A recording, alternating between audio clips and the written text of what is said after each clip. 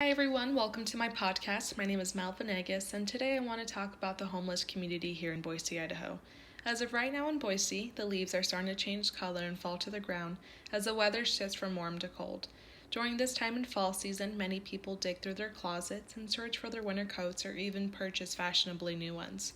And even Starbucks prepares for the new season change by introducing their addictive pumpkin spice coffee flavors. But what about the ones who don't have a comfortable warm home to sleep in, or even enough money to buy warm clothes? As you walk around the city of Boise, you can see people who live on the streets bundle up in blankets to stay warm during the cold season. It is an unfortunate social issue that's continuing to progress each year. Unfortunately, for many people, homelessness is not a choice, but an only option. Here in Boise, Idaho, there are many great and functioning shelters to help those who are in need. We will talk about Corpus Christi House and what makes them unique. We will also discuss ways in which the people within the community can help and how the smallest acts can make a big impact.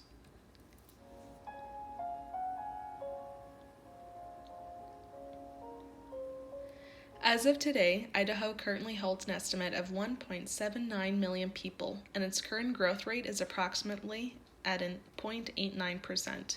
With that, the largest, most populated city in Idaho is Boise, which is also the state's capital. The largest county by population is Ada, with over 400,000 individuals residing within. Boise is growing at a fast pace, and with its popularity, living costs are increasing, rent is being raised, and people are struggling with these money increases. One of the main causes of homelessness here in Boise is the increase in rent and not being able to afford it. And to make matters worse, many of these people are families with young children.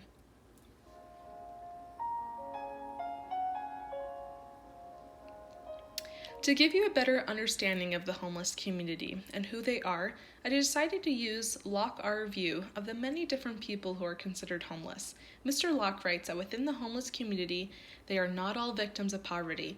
They may be female veterans who are at increased risk. They may be escaping war, disease, death. There may be homeless children. They may be victims of domestic violence. They may be on the streets because of climate change. They may not have been able to pay their rent. They may be regarded as criminals in some states. They may be desperately wanting to get back into society. And lastly, they may be talented people. I want to focus on those who are desperately wanting to get back into society. There are many people considered homeless who hold jobs. They may be citizens who are attempting to find affordable rent and find ways in which to get back on their feet. There are many factors that lead to homelessness.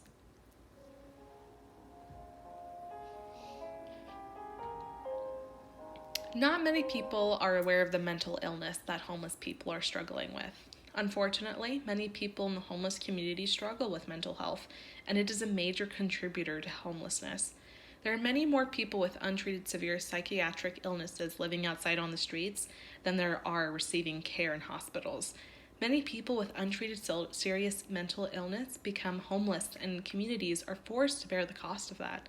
Lack of treatment for the most seriously mentally ill causes the kind of delusions and bizarre behavior that makes living alone or at home with families difficult.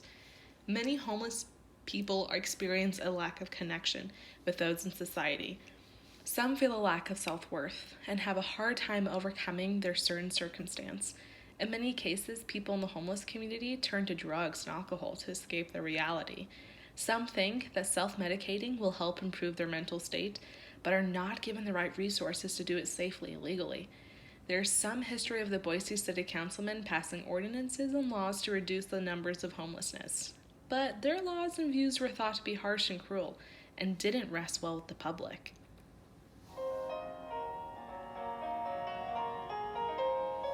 In 2006, the Boise City Council passed an ordinance prohibiting inter alia.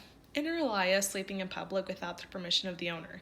In 2009, it passed another ordinance criminalizing the use of public property as a temporary or permanent place of dwelling, or as a living accommodation at any time between sunset and sunrise.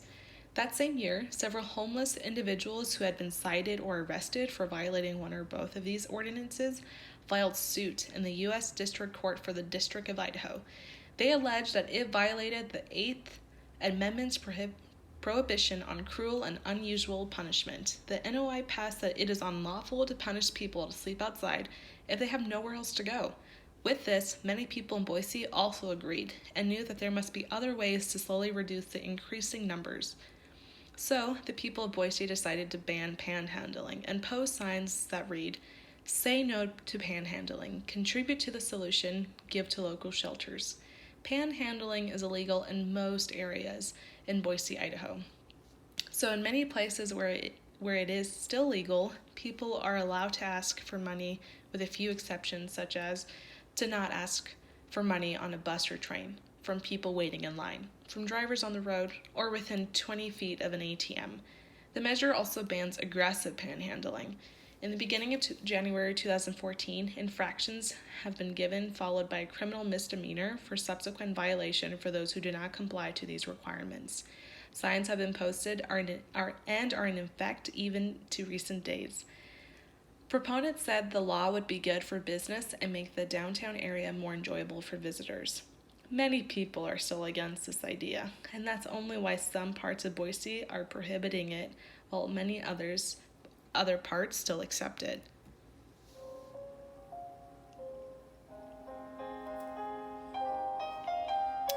I want to quickly change gears here and talk about Corpus Christi House and how it's a unique resource for the homeless community. Interestingly enough, Corpus Christi House are only open at 7 a.m. through 4:30 p.m. Monday through Saturday, and 8 a.m. through 10 p.m. on Sundays. Most people go over after other shelters close for the day.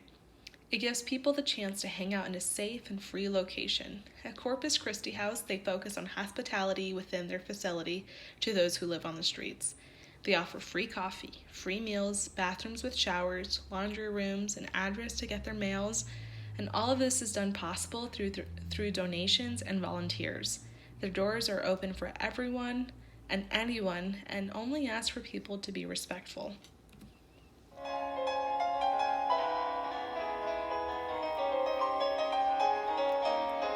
If donating and volunteering is not something that one can't do, then just acknowledging the homeless community as equals can do a lot. Educating yourself can also help you recognize other factors that lead to homelessness. With that, advocate to those around you about the things you learn. It may help change the stigma that people are only homeless because of laziness. These simple and easy things are merely suggestions, but I hope that someone will try to do one of these things. Let's remember, for some people in the homeless community are in their circumstance not by choice but as an only option, especially for those who are employed but cannot find affordable rent, or even for those who are leaving their homes because of the abusive environment they are facing. Sometimes it just comes down to the social impact they are facing. There are other ways in which one could help. Many people can donate money to shelters, donate extra clothes and house provisions, and even volunteer.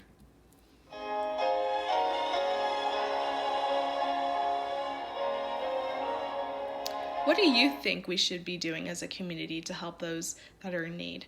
You never know the kind of impact you can make.